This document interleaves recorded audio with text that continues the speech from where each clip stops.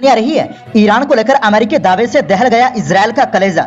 सिर्फ इतने दिन में एटमी हथियार बना सकता है ईरान। पहाड़ों के नीचे न्यूक्लियर फैसिलिटी मौजूद है। इजरायल के अस्तित्व के लिए खतरा। जानेंगे क्या है पूरा मामला। वहीं अगली खबर में आपको बताएंगे भारतीय सैनिकों को हटाएंगे मुस्लिम देश मालदीव के नए राष्ट्रपति मोहम्मद मोइज्जू। जीतने के बाद कर दिया बड़ा ऐलान, विदेशी दखल नहीं बर्दाश्त।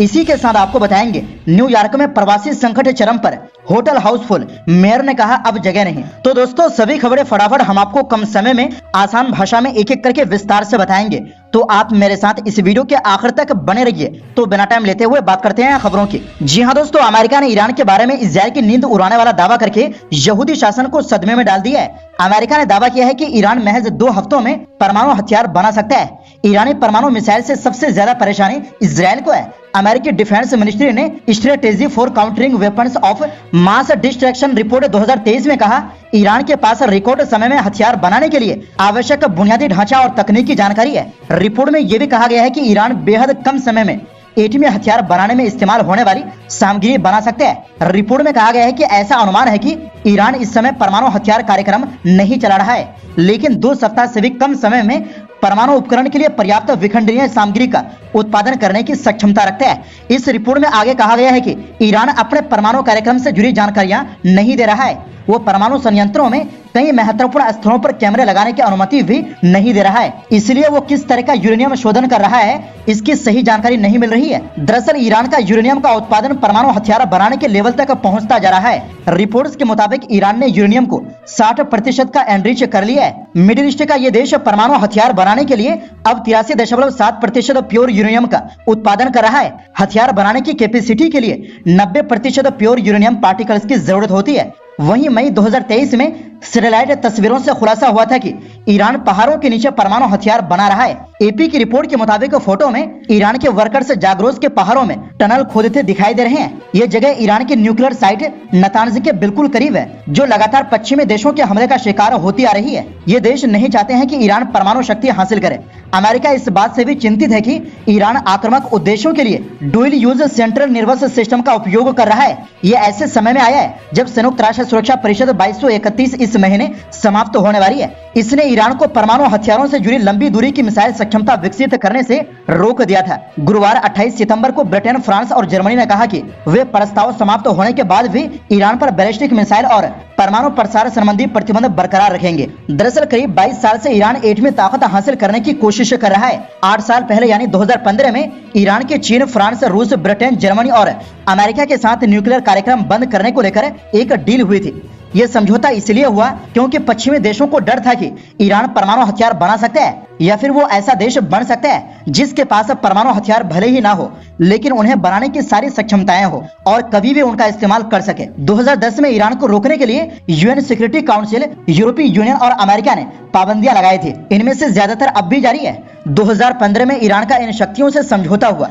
करीब 5 साल तक ईरान को राहत मिलती रही। 2018 में अमेरिकी राष्ट्रपति ट्रंप ने समझौता रद्द कर दिया, ईरान पर सख्त प्रतिबंध लगाए, लेकिन बाइडेन आए तो ईरान पर नर्म रुख अपनाया। बता दें कि हाल के दिनों में ईरान बैलिस्टिक मिसाइल में बहुत तरक्की की है।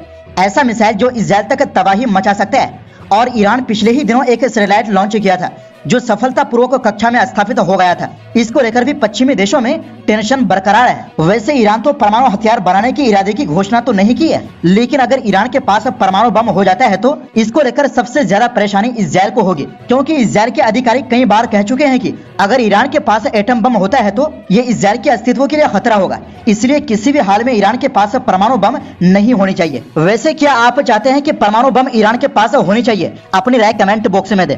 इसी के साथ आपको बता दें कि जी हां दोस्तों, मुस्लिम देश मालदीव के नए राष्ट्रपति मोहम्मद मोइज्जू भारत के लिए सिरदर्द बनने वाले हैं। ये बात उन्होंने सोमवार को अपनी जीत के मौके पर दिए गए भाषण से साफ कर दी। मोइज्जू ने देश से विदेशी सेनाओं को हटाने की अपनी प्रतिबद्धता को दोहराया है। ऐसे में आने वाले दिनों में उनका निशाना साफ तौर पर भारतीय सेना होने वाली है। मोइज्जू ने इस बात पर जोर दिया है कि देशवासियों की इच्छा के विरुद्ध मालदीव में कोई भी विदेशी सैनिक नहीं रहेगा। उनकी माने तो कार्यवार के पहले दिन से ही वो विदेशी सैनिकों को हटाने की कोशिशें शुरू कर देंगे।